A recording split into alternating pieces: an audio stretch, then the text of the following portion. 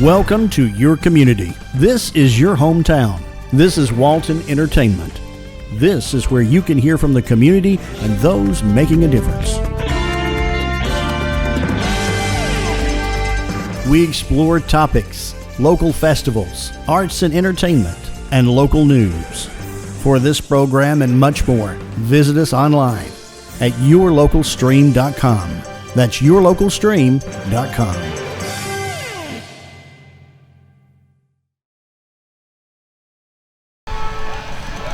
As you can see, this is the North Georgia Live Steamers group. And as you see, they meet here 5 times a year to bring their trains and go on these tracks over here.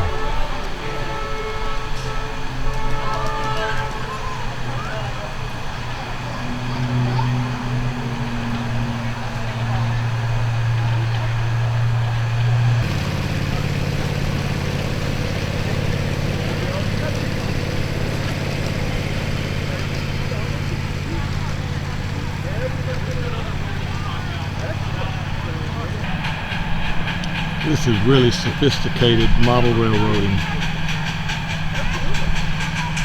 Listen to this steamer.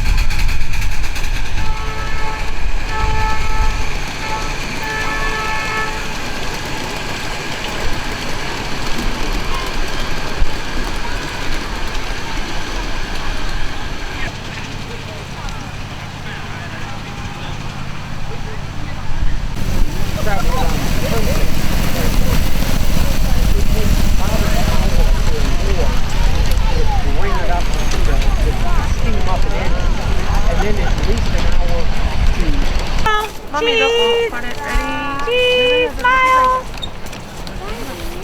We'll go back to the garage.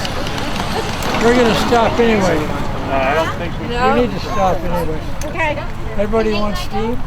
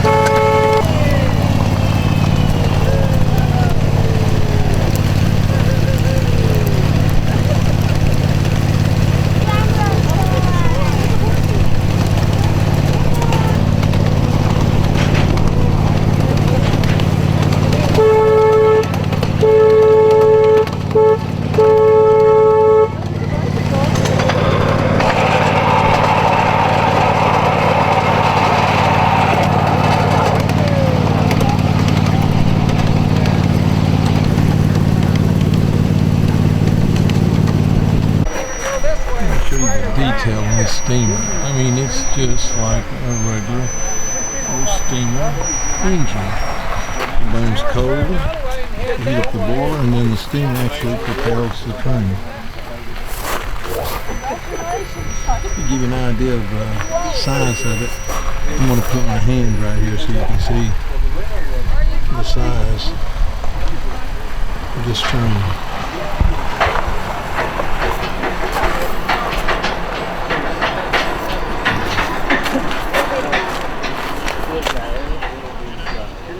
Yeah, but you do.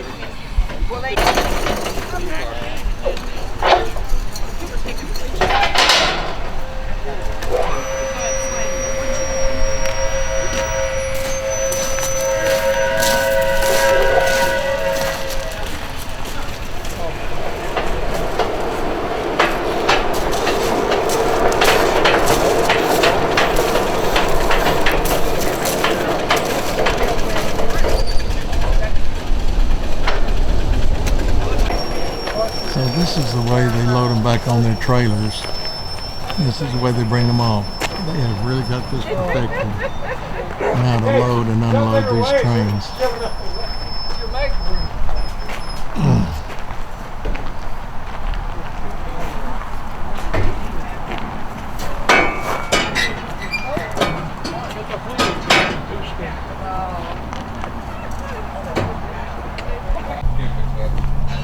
Just look at the detail on this train.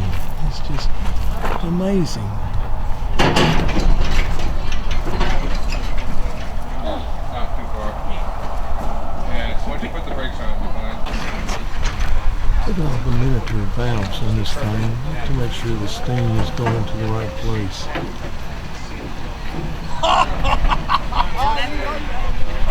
And I mean, they are miniature. Again, here's my hand.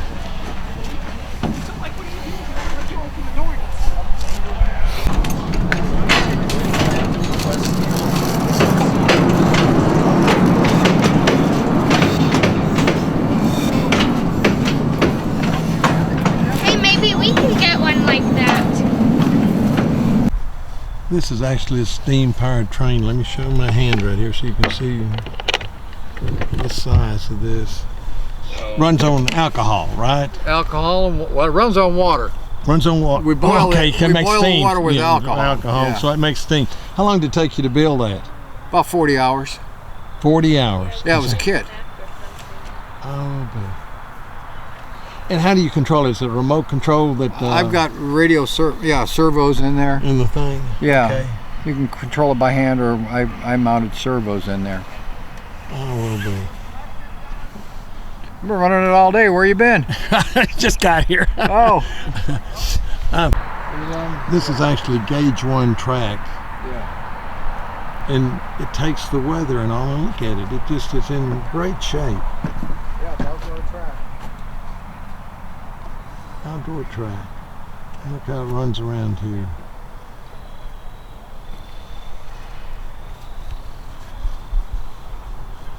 A rock off the rail over there. It fell off. Are pre-made. You bought these, and they run about $11,000 a piece if you want to get them pre-made. So the gentleman said his trains with the cars and his trailer to haul them in is about $71,000. So this hobby can be quite expensive. Hey, Scott. Well, this is Thanksgiving Day, about 12:30, and here's our Walmart. As you can see, they are closed.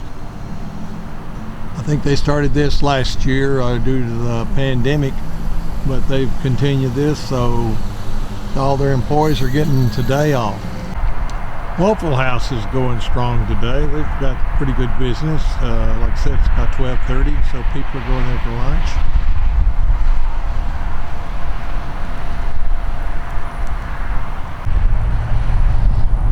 You can see at this mini mall, everything is closed up today.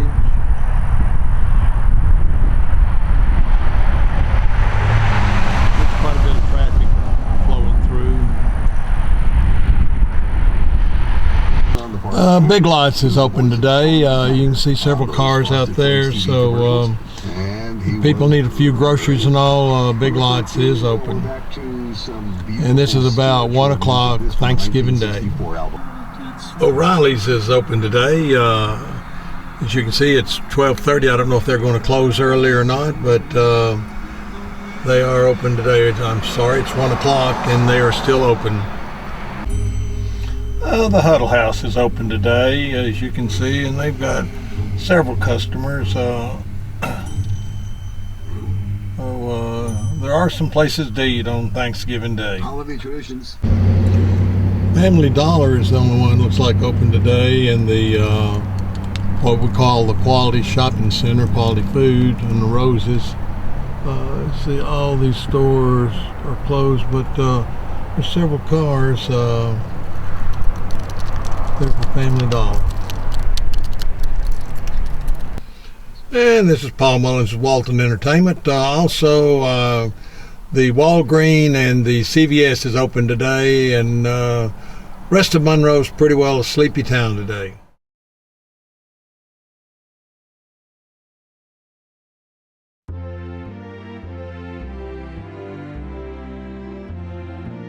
Christmas comes sooner and sooner every year. But for Shirley Smith, Christmas starts in July. That's right, July. Yeah, well, you have to, as much stuff as I got. You got to start early, so I usually start around July. And I just enjoy it because it makes everybody happy. Kids, grandkids, and the public, really, because I have a lot of people come through on Christmas for tours. Did you do a lot of decorations when you were growing up? No, we didn't have anything growing up. Tell us about nothing. Tell us a little bit about that, about growing up without that. Yeah, we just didn't have anything. I remember the only tree we ever had, we just cut it down in the woods and had it. A little tree and put some stuff on it. Mighty little stuff then, but I said, well, when I get old enough, I'm going to do this. And every year it's got bigger and bigger and bigger. It's been going on about 20 years now. Most of Shirley's house is decorated for Christmas early, way before we all are thinking about Christmas. She decorates her house and gets ready for the holiday season because she missed all these festivities when she was growing up. Most of the decorations, she keeps it up all year. Most of it I leave out all year, so it's Christmas lady and it's Christmas house. And when did this start here? 16 years ago. Been here 16 years. And tell us about that day you decided, let's do this. Yeah, when I bought my first big Santa Claus, I said, this is it. And every year I bought a big one, a life-size Santa. And then it just got to be bigger and larger and more Christmas and more Christmas. I change about themes, you know, and the colors, and I'll have a sale every summer and sell that, and then I'll buy new stuff. And me and my girls goes on a trip to Pigeon Forge. I think it is Labor Day every year, me and my two girls. So we'll go to the Christmas shop up there, and we buy a lot there, come back. So don't try to beat you to the Christmas sale. I know it. And if there's one around anywhere, I'm going to find it. What room did you start with? Here in the living room. And then to the bedroom, then to the kitchen, and then upstairs. And it was just something that progressed every year? Mm-hmm. And what kind of... And it still does. And what kind of comments do you get from people who come out here for the first time? Well, they'll come and they say, we don't get in the Christmas spirit. We come to your house every year. So they have to come here early to get in the Christmas spirit. And they just love it. Everybody loves it. It walks in the door. Loves it. Tell us how important you think the Christmas spirit is. Very important to everybody. I just love Christmas time. And I like making everybody happy when they walk in, too. Tell us what about the Christmas spirit is important to you? Santa. I remember we didn't believe in Santa Claus hardly, because they'd tell us there wasn't no Santa Claus, but I said they are. That's what I still tell my kids. When you quit believing, that's it. You don't get anything. So they're all 20 years old. The oldest one is. Wow. And how long do you think you're going to do this? Oh, till I can't do it anymore. I'm 75 this year. So hopefully I can do it a lot longer.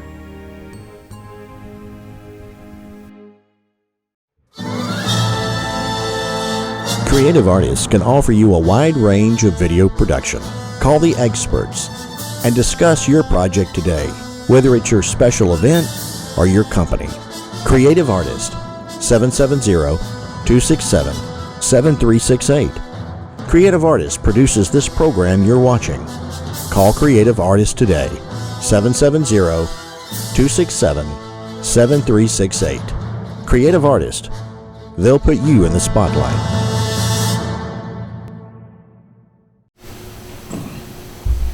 All right, that's it. Let's talk about Monroe history. Now, it's been 200 years, but I'm not going to make it quite 200 years. I'm looking around now, and if any of you were not alive when the downburst happened, then you haven't lived through anything I'm going to talk about. But if you were alive then, that's about where we're going to finish up, somewhere along there. So, In times gone by, the Creek Indians owned this land that we're sitting on right now, and that changed in 1802. A treaty was signed in Milledgeville that gave this land to the United States, and at that time there were already settlers settling in our area, and the place they settled had a spring, and they called it Spring Place, which was the first name given to Monroe, and it was kind of informal, but it was, you know, a name that was used, and for good reason. It was good land. They could grow stuff on it. The climate was moderate, and there was water. This is a city spring, whether you know that exists or not. It's down behind the library, and that up on the hill up there is Tabernacle Baptist Church, and then the First Baptist Church up behind there. But if you go to the light show in Childers Park, you'll see the spring there. You'll walk over a bridge. But there were other springs too. There was plentiful water here, and in 1821, that was one thing that people looked for when they were looking for a place to live. In 1818, Walton County was chartered. It became a county, and needed first of all people to live here, and it needed a county seat. So in 1820 there was a land lottery. They divided the county into 4 districts, 1, 2, 3, and 4, and then they divided those districts into 250-acre lots, and they drew names. Most of these were Revolutionary veterans, their widows, their children, and gave out those 250-acre lots to them.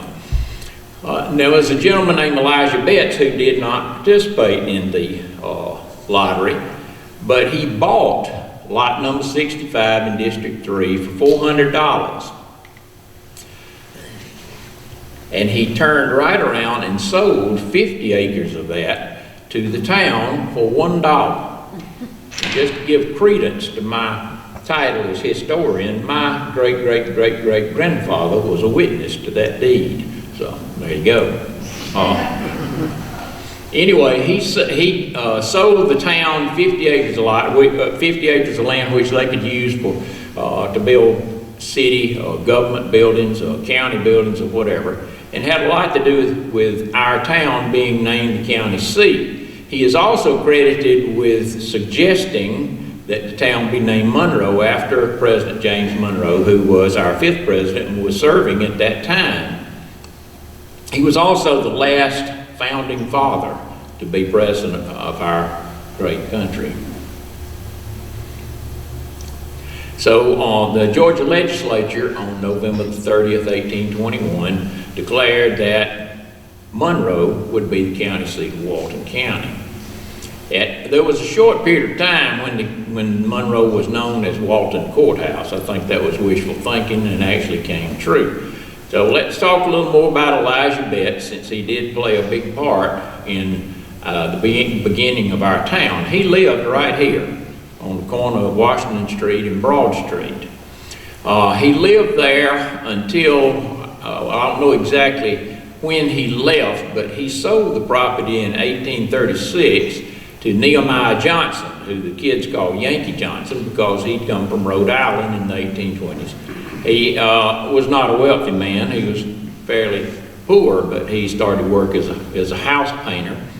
And then he became a merchant once Elijah Betts sold him that property, and did quite well as a merchant. Actually, by 1841, he was elected judge and acquired a sizable estate.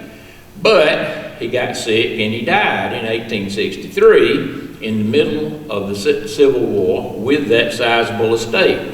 Well, the Confederacy wouldn't let him take his money out of the Confederacy, so he had this estate and nothing to do with it, and so he left part of it in his will to educate the children of Monroe and Walton County who couldn't afford them education. Back then there was not any public education, you had to pay to go to school. And so Johnson Institute bears his name. Anybody here go to school at Johnson Institute? All right, Dairy Queen. And Johnson Institute was a part of our school system for a long time, over 100 years, I think, in different locations. Where was that? What? Where was that? That one, it sat right up the hill from City Spring. It sat behind Tabernacle African Baptist Church. All right, it was at the earliest location we know of is here, where Governor McDaniel built his house. Actually, Governor McDaniel gave the town money to buy this back, $350, and he gave them 2 acres of land down there behind the church. Well, the church wasn't there then, but down next to the City Spring where they built the building that I just showed you. The one that most of us remember, and the one that Terry attended, is this one that's on South Broad Street. There was also a wooden church down there before that one. Besides Terry Queen, there's some other notable graduates of Johnson Institute. Governor Clifford Walker graduated from there in about 1893. And of course went on to be governor, and Mary Creswell graduated in 1900. How many people know who Mary Creswell is? All right, I'm impressed. Mary Creswell was the first female to graduate from the University of Georgia, and she went on to become the first female dean. She was dean of the School of Home Economics, and Creswell Residence Hall bears her name. So some interesting and worthwhile people graduate from Johnson Institute. All right, so after that, sometime before 1885, this house showed up where Nehemiah Johnson and Elijah Betts had lived. By the way, what happened to Elijah Betts? Well, he went crazy. He moved to Gwinnett County. And then later he wandered out west somewhere and we lost track of him. I don't know.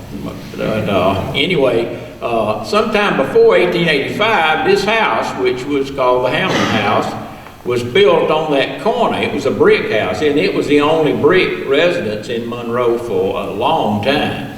It was finally torn down in 1940 to make way for the Troy Theater, which stayed there until 1987 when 1967, that's it, I get it here.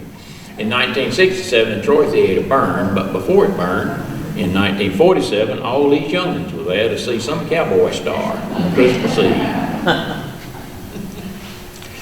All right, so back to the corner again and take a look at that. I thought we might as well. By the way, I forgot to tell you how I organized this thing. I tried to think how I should organize, well, chronologically or alphabetically and numerically, and finally I said randomly, and I finally said I'll just do like what's his name, Faulkner, that wrote Sound and Fury. Just whenever I think of something, I'll put it down, and because I probably won't think of it again, and so that's actually what I did. So anyway, this bandwagon right here. In 1885, Colonel Giles Circus came to Monroe and went bankrupt. Everything he had, including his elephant Empress, was sold on the courthouse steps. And a local merchant, Calvin Nowell, bought this bandwagon for our brass band. And they're all loaded up here. Believe it or not, we know the names of all those men in that bandwagon, but I'm not going to tell them all to you.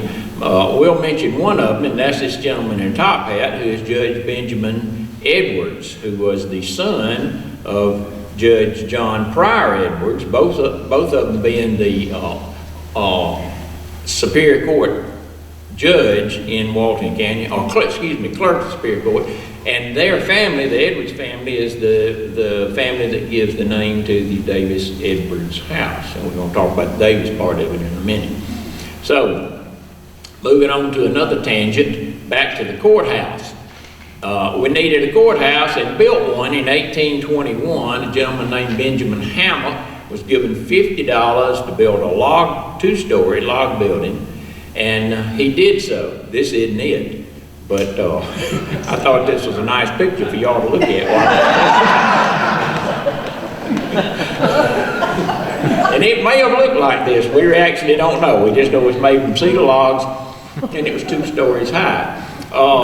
And that sufficed We don't know where it was located. We know that the courthouse square, as we call it in the middle of town, is where the historic courthouse is today, but this was pretty early on, 1821, and so it may have been on that lot, it may not have been. And that stayed there for 2 years. The first brick courthouse was built in 1823, and then that stayed there for what, 23 years, until in 1846 the second brick courthouse was built there. Both of those courthouses were much closer to Broad Street than the courthouse, than this courthouse, which is up there now. And I would say too that Broad Street has always been called Broad Street. When people started settling here, that road was called Rogues Road. There was a guy named Urell who was a horse thief, and he would run his horses up and down that road and hide them in a cane brake. And so he was a rogue, and that's what they called it. But as soon as the town was organized, they started calling it Broad Street. It's always been Broad Street. So anyway, this courthouse, built in 1883 and designed by Bruce and Morgan, which was a architectural firm from Atlanta, is still with us. And don't think there haven't been times when, I think in the 60s, when the merchants and all want to do away with it so they'd have parking. So we're lucky or blessed or whatever to hold on to it. But we'll talk a little about the pre-Civil War era in Monroe. And you need to keep in mind that this was frontier, 1820s, 30s and all. It was kind of like going to Dodge City, or Wyatt Earp, or Matt Dillon might come walking down the street. There was a lot of lawlessness in town. If you don't believe that, you need to take my Murder and Mayhem walking tour. And we talk about axe murders and people cutting each other's throat right on Broad Street. So it happened. And I don't want to lay blame, but every time you see, if you read Wayfarers of Walton, whenever Anita Sams refers to a store means saloon. Now they might have sold, flour or sugar or something, but they were selling whiskey too. And so, I don't know, that probably added to it. But anyway, because of that lawlessness and because of the fact that the court was in Monroe, we had a lot of lawyers show up in town, which could be a good thing, or however you look at it. We're going to talk about a few of them. Now, what I'd like for you to remember when I tell you about it, every one of these people lived and worked in our town. And sometimes lawyers get a bad name, but they are noteworthy individuals. And the first we'll mention is Charles Davis, which, along with Edwards, we already mentioned, gives the name to the Davis Edwards house. Charles Davis came from Vermont on a mule. You getting a picture here, Nehemiah Johnson came from Rhode Island on a mule or something. So we got these folks showing up from New England. I don't know what's happening if there's snow. But anyway, Charles Davis came from Vermont on a mule, had everything he owned in his saddlebags. He opened a law office on Broad Street, bought half of a city lot. Now this wasn't the 250-acre county lots. These were city lots, been subdivided. He bought half of half of a lot and opened a law office. And by 1826, he had been elected to the Georgia legislature. So he did something right. By 1846, he was loaning the county money to help pay for the courthouse. And as I said, lived in the Davis Edwards house. He also died in the Davis Edwards house. And where is he now? We don't know. He was buried, he bought that house and 37 acres of land, I believe, and he was buried somewhere on that 37 acres along with his wife's sister. And then when the land was subdivided and streets cut later, his tombstone was moved to Rest Haven Cemetery, but Charles was not moved and still remains there somewhere. So one day, I don't know, Elizabeth Jones does a lot of searching for graves. She may find him one day, we'll see. Junius Hillier was a judge in the circuit, Western Circuit. He was also a U.S. congressman. Nothing to sneeze at. He was a solicitor of the United States Treasury. And he was the father of George Hillier. George Hillier served in the Georgia legislature. He was captain of the Hillier Rifles, which was a unit in the Confederate Army that was organized here in Monroe. And after the war, in 1885, he was elected mayor of Atlanta. Walter Terry Colquitt was a well-known public speaker.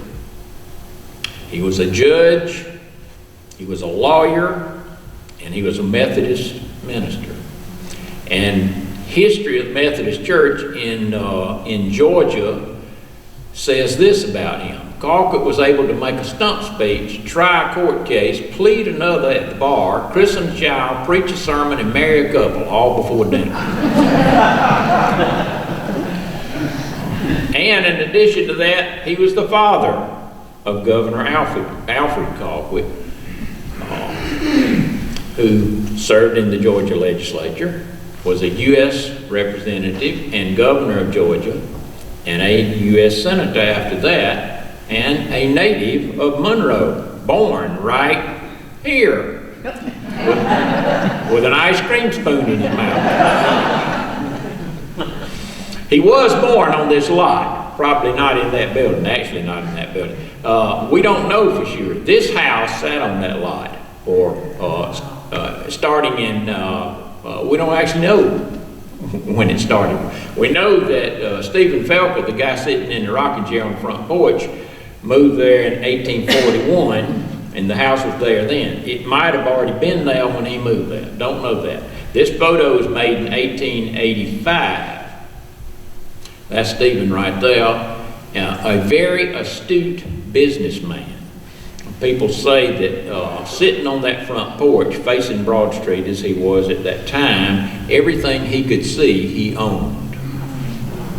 And that probably wasn't far from the truth. Don't know why the house has two front doors. It still has two front doors today, and looks like this, and has been moved around to Highland Avenue. At one time, the house was Melinda's restaurant. How many of y'all remember Melinda's? How many of you know who Melinda was? There she is right there. She was Stephen's wife. All right, so here's another house. This house, I'm not going to tell you exactly where this is. Somebody will probably know, I'm sure. But it's down toward the cow pens. And Governor Colquitt lived in this house. After he was born on Broad Street up there, his family at some time moved down there. He's not the only one.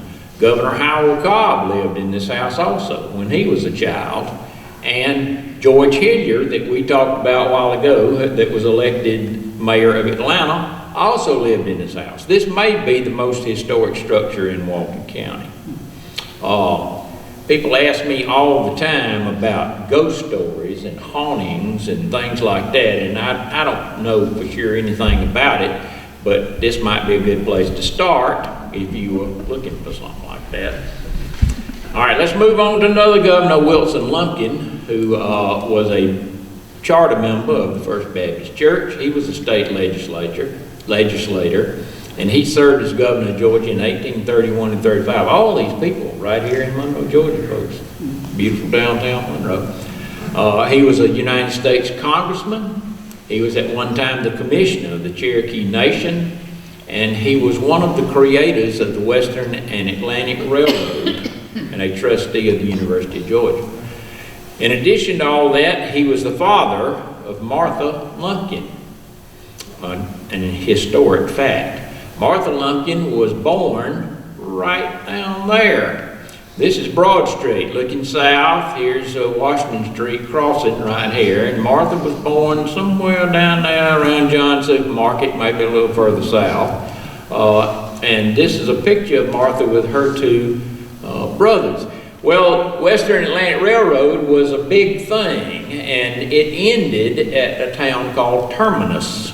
Now, the people of Terminus weren't exactly excited about that name, and decided to be a good thing to honor Governor Lumpkin, since he was instrumental in founding that railroad.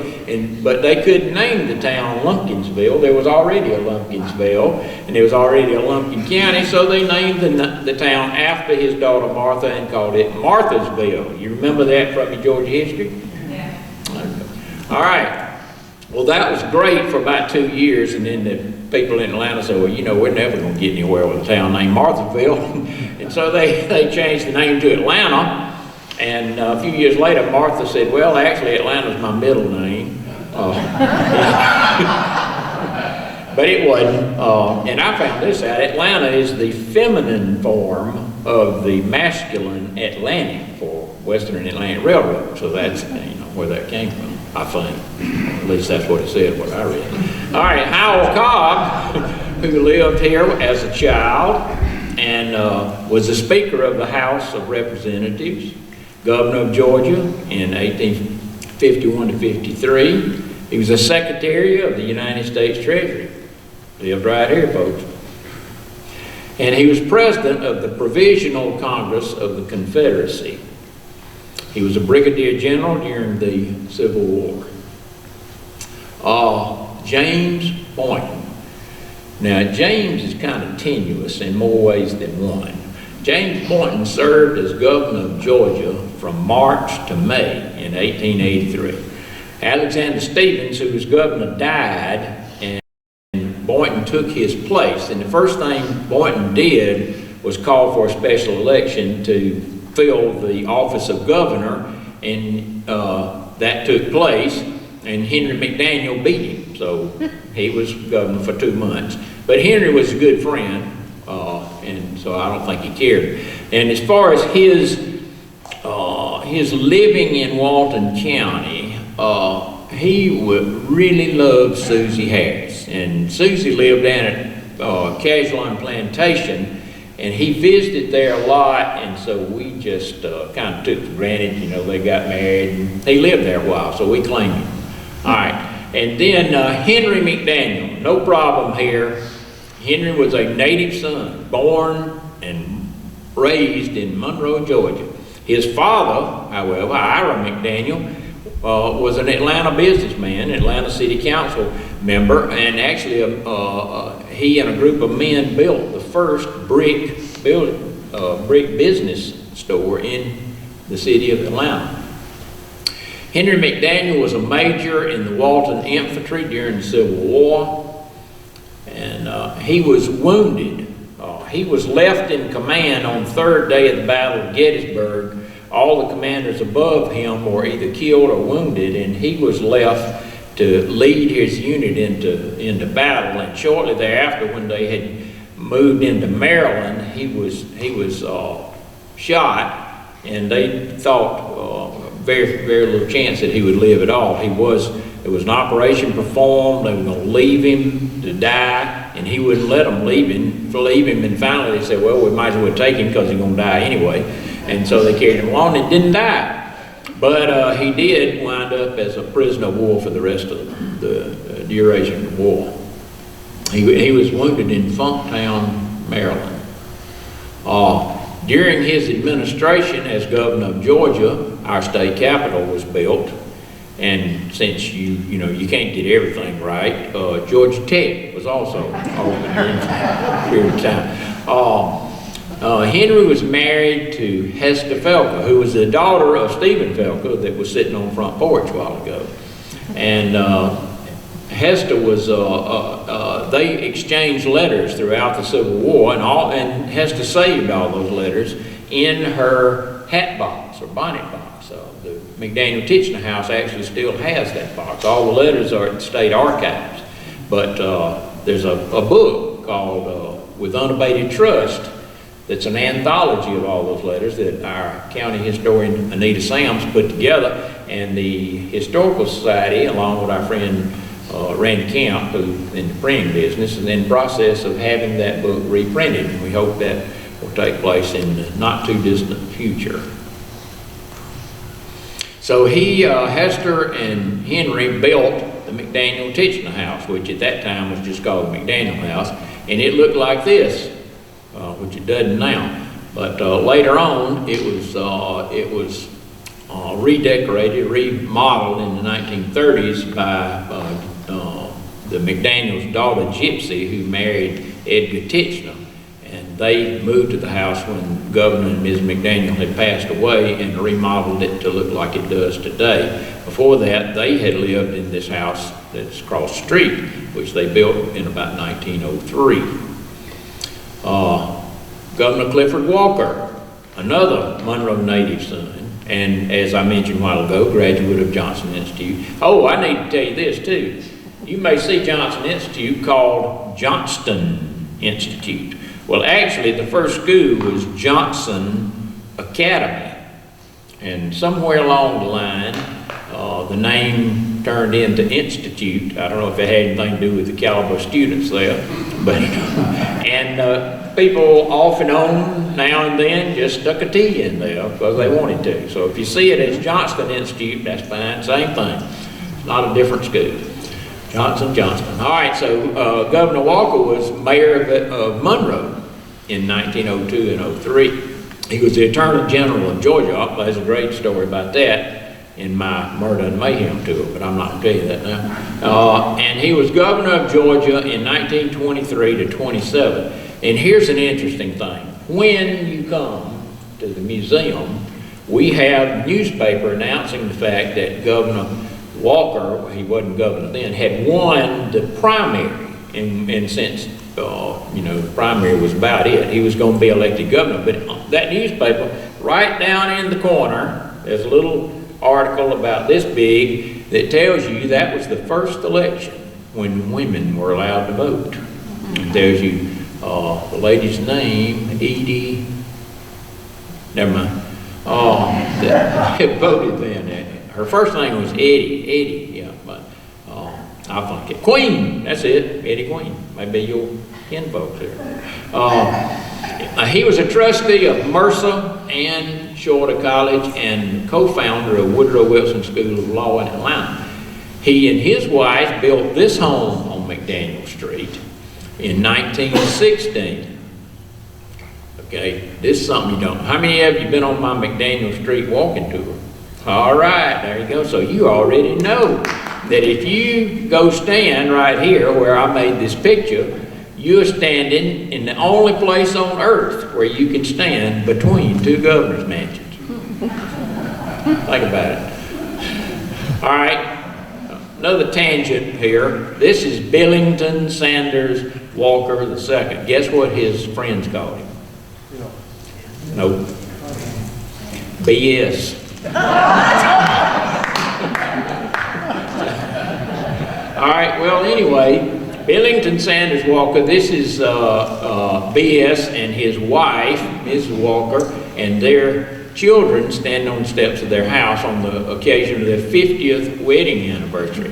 And for those of us who did not fall for the Georgia Tech fiasco that Governor McDaniel did, this lady may be of interest right here. This is Louise Walker, who married Bob McWhirter, University of Georgia's first All-American, and later on the mayor of the mayor of Athens. B.S. Walker built this house at the corner of Davis Street in South Broad. You may recognize that.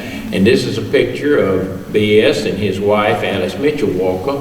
This appeared in the Atlanta Constitution in an article dealing with their son, Governor Walker, right after he had been elected. B.S. Walker was a UGA graduate and a lawyer. He never sought political office, but he did everything else. He was a leader in bringing the railroad to Monroe. He was one of the founders and the president of the Bank of Monroe, and was the president until he died. Bank of Monroe went on to be the National Bank of Monroe, National Bank of Walton County, and still does business as Synovus today. He was also an organizer and served as president of the Monroe Cotton Mill, the one that's on Madison Avenue, the one that local people call the Old Mill. And he was the first president of the Cotton Manufacturers Association of Georgia. In 1924, the citizens of Monroe named him the #1 citizen, or Monroe's first citizen. The things that the guy did that were not written down and not facts. The help that he gave to people, the help that he gave to the community are legend. And there are things like that, and we'll talk about some other people in the same vein that you never know until he's gone that they did those things. But just a gracious and wonderful gentleman. Richard Russell, who everybody knows, was born and raised in Bear County. Wrong. Bear County didn't exist until 1914, so Richard Russell was born in Walton County in, I think, 1897. So he was a Waltonian until 1914, and we claim him. He was served in the Georgia House of Representatives. He was governor from 31 to 33, but he was a senator for 38 years, from 1933 to 1971. Was chair of the Armed Services Committee and the Appropriations Committee, president pro tem of the Senate, and the Russell Senate Office Building is named for him.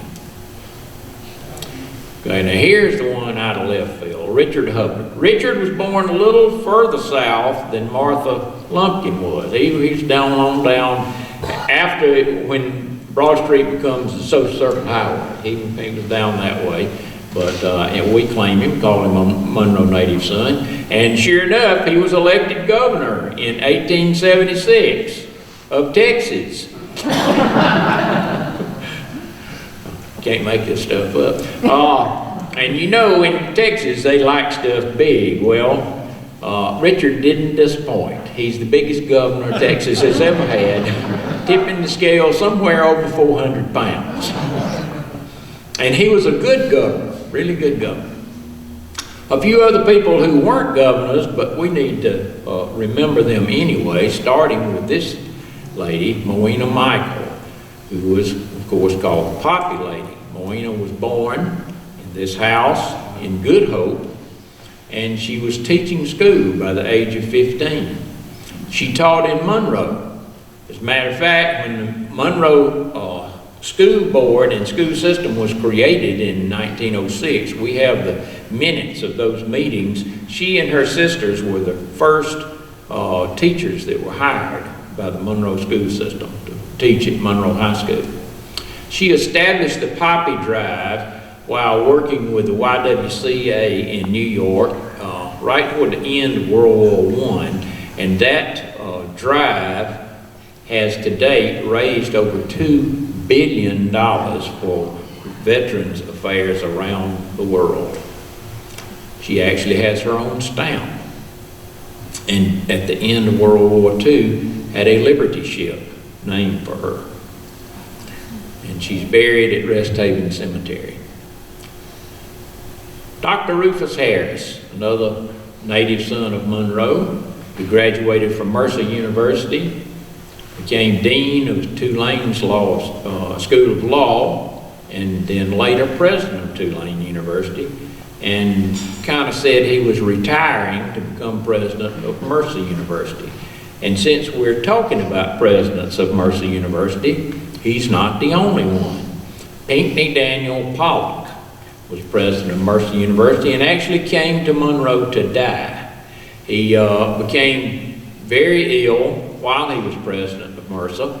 He was married to Eva Selman, who was George Selman's daughter. The Selmans owned the big white house on the hill on McDaniel Street. Actually, it's called the Hill sometimes. Waters Briscoe is the first owner of that house that we're aware of. And then actually, George Selman married Waters Briscoe's daughter, and that's how he got the house. And then Pinckney Daniel Pollock married Eva Selman, George's daughter, and came back there to live and died there. And Gustavus Alonzo Nunley, who was minister of the First Baptist Church and several other Baptist churches in Walton County, and an educator throughout his life, was also president of Mercer University. So that's 3 Mercer presidents that have called Monroe home.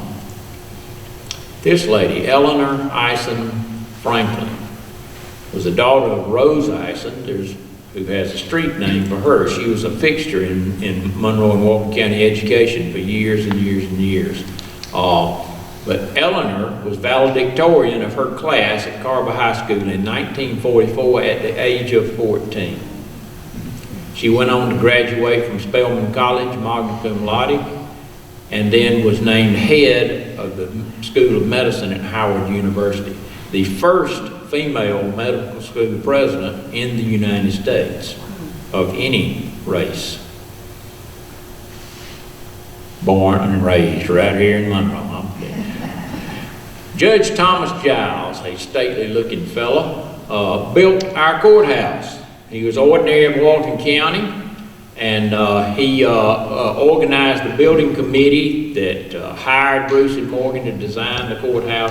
A lot of people say that he wouldn't pay any other bills. He saved money to pay for the courthouse. They had a very rainy winter. All the bridges in the county washed out, and he wouldn't replace any of them because he was saving the money to build the courthouse. I don't know if that's true or not, but seems to have been at least partially true.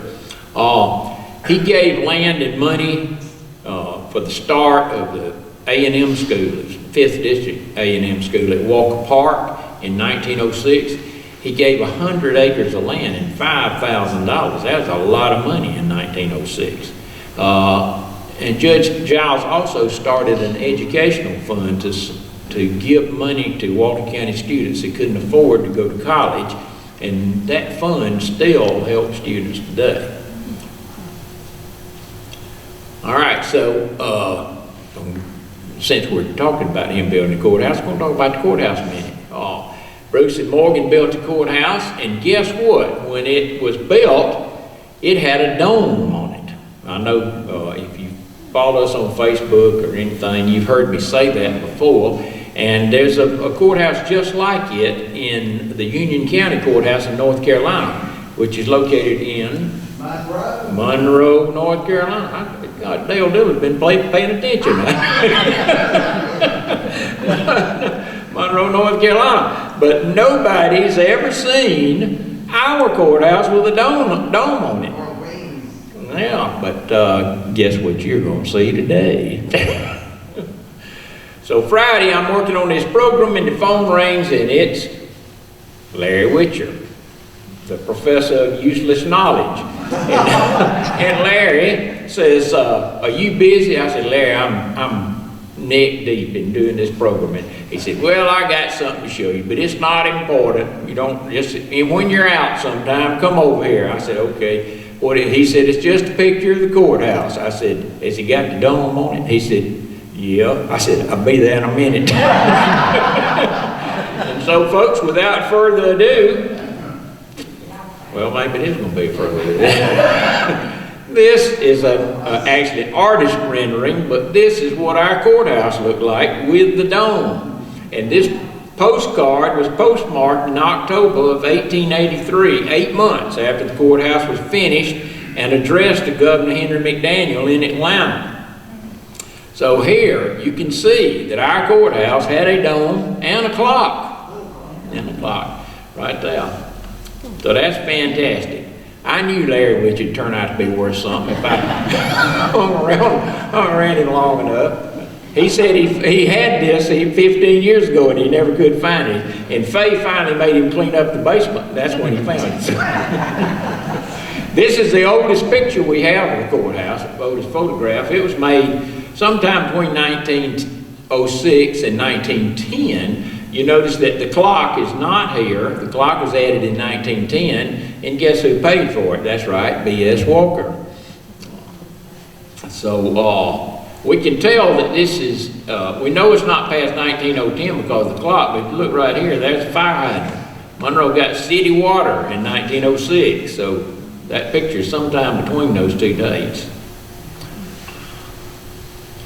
Okay, we're going to talk about a few other people that are people of note in Monroe. Some you may remember. Monroe has had 3 peanut men that we are aware of. Jesse Johnson, nobody in here, I would think, remembered him. Jesse died in 1941, but he was called the Goober Man, actually, back then. Will Malcolm, who was a peanut man. I can remember Will walking up and down Broad Street with his sack over his shoulder selling little bags of parched peanuts, they were called. Will actually took the bus to Athens and sold peanuts in Athens, and they declared Will Malcolm Day over there. And then Brant Malcolm, who actually during his lifetime sold just about everything, but he sold peanuts too. This is Brant on his 80th birthday. Charles M. Walker was responsible for developing Monland Place. That's Boulevard. That was Monroe's first organized neighborhood or subdivision. And by the way, the First Baptist Church has Charles Walker's house for sale on Wayne Street, if any of you might be interested in buying it. George Nunley was the first Monroe boy to be killed in World War II. George had volunteered for the Rangers. He had been wounded in Sicily and received the Purple Heart and Silver Star, and then he rejoined his unit shortly after the landing in Anzio in Italy, and in an effort to overtake a Nazi stronghold, he was killed in that attack. Robert Lee Bob Nowell was an extraordinary golfer, played golf with Bob Jones and others. And in addition to that, he was kind of like B.S. Walker. He did hundreds of things for people in this community that nobody knows. And a lot of it had to do with the youth of the community, which is why when it came time to name the recreation center, it was named for him and called the Nowell Recreation Center. That was about 1957, I believe, shortly after his death. Oh, excuse me, I forgot Michael Etchison was our first police officer that was killed in the line of duty. And, George Selman was another astute businessman, born with practically nothing. He made two fortunes, one before the Civil War and one after, and did a lot with his money for the city of Monroe and for Walton County. He started the Monroe Guiana Company, which was the first corporation we had in Monroe with stockholders rather than just being one person starting a business. Joseph Felker, here with his family, gave land and money for the first Monroe High School. Pilot Park sits on that property today, but if you read the cornerstone there and the little thing that's in the park, it'll tell you about him giving the land there. That was his, a lot of that was his farm out there. This little lady right here is Allie Felker, who would grow up to marry J.R. Nunley and become Allie Nunley, and when J.R. died, she ran Nunley Lumber Company that was on Church Street, if you remember, Nunley Lumber Company. Eulalia Gober Nunley. Have you ever seen the name Eulalia on the front of the building on Broad Street? What is that music with you? Okay. Never mind. Eulalia was born in Jefferson and was very educated lady, very refined. She married W.H. Nunley. They're shown here. This is their 50th wedding anniversary. He was a farmer in Good Hope. She moved to Good Hope, ran a farm, and knew absolutely nothing about what she was doing. But she did it, and she was so good at it, she wrote articles for the Atlanta Constitution about living on a farm. She wrote articles about Reconstruction in the South and several other things. Very refined and educated lady, and she was the first person that I know of that was actually called a historian in Walton County. Ernest Camp, another man who did more for this town than we'll probably ever know about. He was publisher of the Walton Tribune for over half a century, and through that situation in life and meeting people of note that he did, he was kind of a cheerleader for our town. He got a lot done. He was almost on a first name basis with President Franklin Roosevelt, who came to Warm Springs, Georgia on a regular basis for the polio treatment down there.